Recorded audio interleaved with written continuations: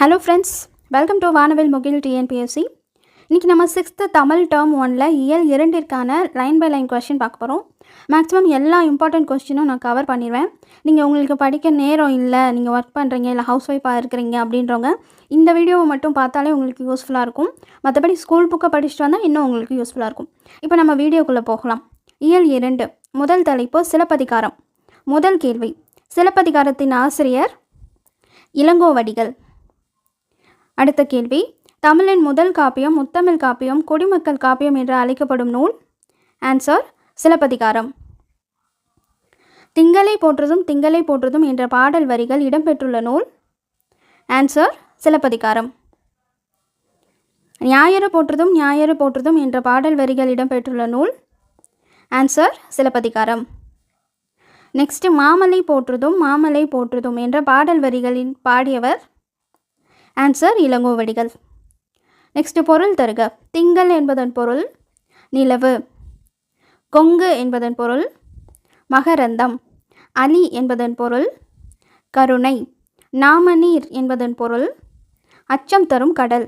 பொற்கோட்டு என்பதன் பொருள் பொன்மயமான சிகரம். அடுத்த கேள்வி, அலர் என்பதன் பொருள் மலர்தல். திகிரி என்பதன் பொருள் ஆனை சக்கரம். மேரு என்பதன் பொருள் இமயமலை. நெக்ஸ்ட் கொஸ்டின், இளங்கோவடிகள் எந்த மரபைச் சேர்ந்தவர்? ஆன்சர் என்னன்னு பார்த்தீங்கன்னா சேர மரபு. இளங்கோவடிகள் சேர மரபை சேர்ந்தவர் என கூறும் நூல் எது? ஆன்சர் சிலப்பதிகார பதிகம். அடுத்த கேள்வி, இரட்டை காப்பியங்கள் என அழைக்கப்படுவது சிலப்பதிகாரம் மற்றும் மணிமேகலை. சிலப்பதிகாரம் எந்த காப்பிய வகையை சேர்ந்தது? ஆன்சர் என்னன்னு பார்த்தீங்கன்னா ஐம்பெரும் காப்பியம். நெக்ஸ்ட் கொஸ்டின், கழுத்தில் சூடுவது எது? ஆன்சர் தார் அல்லது மாலை. அடுத்து பிரித்தெழுதுக. பொற்கோட்டு என்பதை பிரித்தெழுதுக. பொன் கூட்டல் கோட்டு. பொன் கூட்டல் கோட்டு. கொங்கலர் என்பதை பிரித்தெழுத கிடைப்பது கொங்கு கூட்டல் அலர். நெக்ஸ்ட் கொஸ்டின், சேர்த்து எழுதுக. அவன் கூட்டல் அலி போல். ஆன்சர் என்னன்னு பார்த்தீங்கன்னா அவன் அலி போல். இயல் 2ல் இரண்டாவது தலைப்பு காணி நிலம். முதல் கேள்வி, பாரதியாரின் இயற்பெயர்? ஆன்சர் சுப்பிரமணியன். அடுத்த கேள்வி, காணி நிலம் வேண்டும் என பாடியவர்?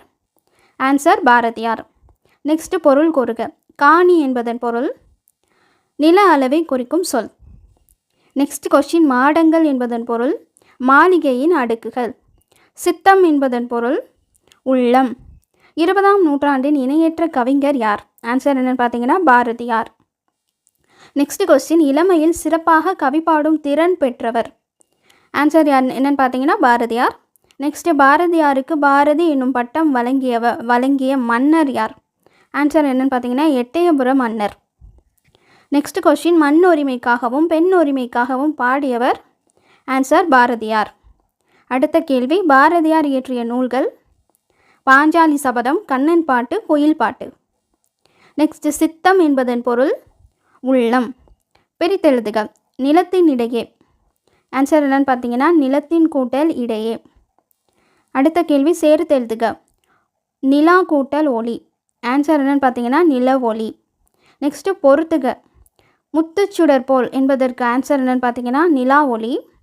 தூய நிறத்தில் அப்படின்றதுக்கு ஆன்சர் என்னன்னு பார்த்தீங்கன்னா மாடங்கள்.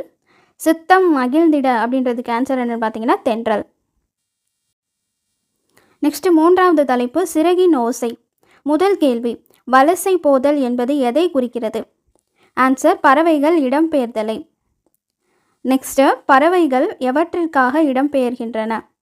ஆன்சர் என்னன்னு பார்த்தீங்கன்னா உணவு, இருப்பிடம், தட்பவெட்ப நிலை மாற்றம், இனப்பெருக்கம். நெக்ஸ்ட், எவற்றை அடிப்படையாக கொண்டு பறவைகள் இடம்பெயர்கின்றன? ஆன்சர் நிலவு, விண்மீன், புவியீர்ப்பு புலம். நெக்ஸ்ட் கொஸ்டின், வலசையின் போது பறவையின் உடலில் ஏற்படும் மாற்றங்கள் யாவை? ஆன்சர் என்னன்னு பார்த்தீங்கன்னா தலையில் சிறகு வளர்தல், இறகுகளின் நிறம் மாறுதல், உடலில் கற்றையாக முடி வளர்தல்.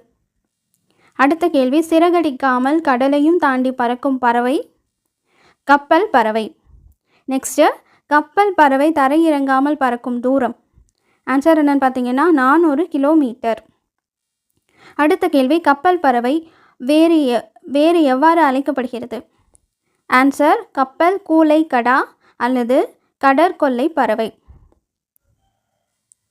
அடுத்த கேள்வி, நாராய் நாராய் செங்கால் நாராய் என்ற பாடலை பாடியவர்?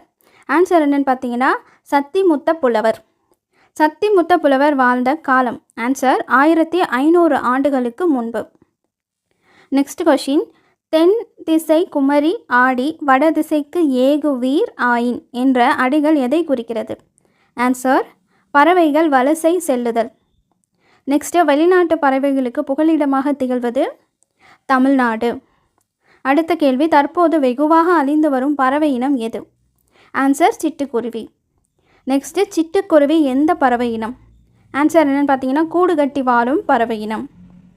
அடுத்த கேள்வி, சிட்டுக்குருவி எத்தனை முட்டைகள் இடும்? ஆன்சர் 3 முதல் 6 முட்டைகள் வரை. அடுத்த கேள்வி, சிட்டுக்குருவி அடை காக்கும் காலம்? ஆன்சர் 14 நாட்கள். நெக்ஸ்ட்டு, சிட்டுக்குருவிகள் வாழ தகுதியற்ற பகுதி? ஆன்சர் என்னென்னு பார்த்தீங்கன்னா துருவ பகுதி.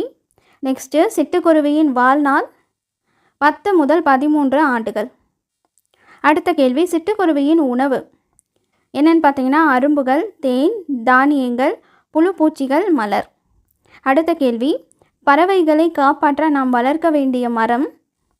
ஆல் மற்றும் அரசு. நெக்ஸ்ட்டு காக்கை குருவி எங்கள் ஜாதி என்று பாடியவர்? ஆன்சர் பாரதியார். நெக்ஸ்ட்டு, பறவையியல் ஆய்வாளர்களுக்கு முன்னோடி யாருன்னு பார்த்தீங்கன்னா டாக்டர் சலீம் அலி. அடுத்த கேள்வி, இந்தியாவின் பறவை மனிதர் என அழைக்கப்படுபவர்? ஆன்சர் டாக்டர் சலீம் அலி. நெக்ஸ்ட்டு, டாக்டர் சலீம் அலி வாழ்க்கை வரலாற்று நூலின் பெயர்? ஆன்சர் என்ன பார்த்தீங்கன்னா சிட்டுக்குருவியின் வீழ்ச்சி. நெக்ஸ்ட் கொஸ்டின், உலகில் நெடுந்தொலைவு பயணம் செய்யும் பறவை இனம்? ஆன்சர் ஆர்டிக் ஆலா. ஆர்டிக் ஆலா பயணம் செய்யும் தூரம்? Answer 22,000 kilometre. ஆர்டிக் ஆலா பயணம் செய்யும் தூரம் 22,000 கிலோமீட்டர். நெக்ஸ்ட் கொஸ்டின், பறவை பற்றிய படிப்பு? Answer ornithology. நெக்ஸ்ட்டு, உலக சிட்டுக்குருவிகள் நாள்? மார்ச் 20. அடுத்த கேள்வி, பிரித்தெழுதுக. தட்ப வெப்பம்? ஆன்சர் தட்பம் கூட்டல் வெப்பம். அடுத்த கேள்வி, சேர்த்தெழுதுக.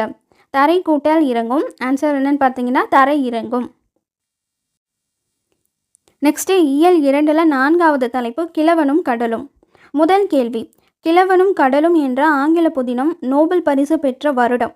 ஆன்சர் 1954.